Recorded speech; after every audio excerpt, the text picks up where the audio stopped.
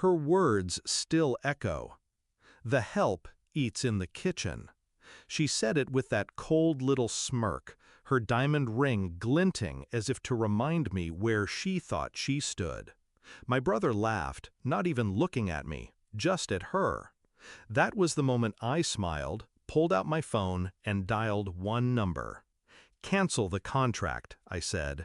$30 million evaporated in that second. My brother's face went slack. He didn't even ask which contract. He already knew. Atlas. And in that instant, he realized the truth he'd ignored for years. Atlas was mine, not his, never his. Funny thing is, I liked her when they first met. She had that polished charm, the kind that makes men feel taller when they stand next to her. My brother, always the one chasing validation, looked at her like she was the prize he deserved. He introduced us at dinner, proud. She kissed my cheek and called me the quiet one. I smiled and poured her wine. What she didn't know was that every deal, every dollar, every brick that built Atlas had run through my hands. My brother had the name, I had the power. That was our arrangement. He got to shine in public. I pulled the strings in silence. And she? She thought she was marrying the king.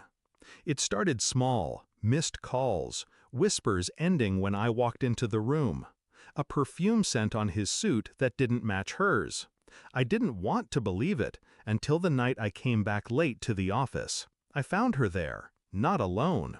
She was draped across his desk, laughing at something my brother whispered into her ear. Not my brother, his partner, the man I trusted enough to give a seat at the table. I froze in the doorway. They didn't see me.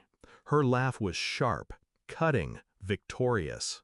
That was the moment the sting of betrayal turned cold in my veins. I didn't rage, didn't storm in.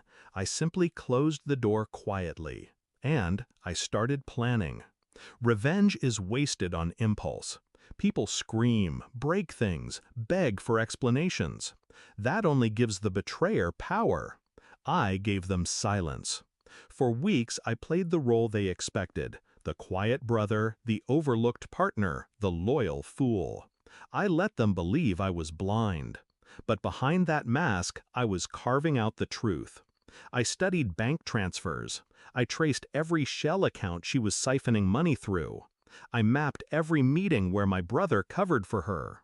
Piece by piece, their empire of deceit became mine to dismantle. The first move was clean. I cut his access to Atlas's financials, citing compliance. He didn't notice. He thought I was tightening controls. The second move, I courted his investors. Quiet dinners, careful words. I planted seeds of doubt about his judgment, about her influence. They didn't need much convincing. Their money had always trusted my steadiness more than his showmanship.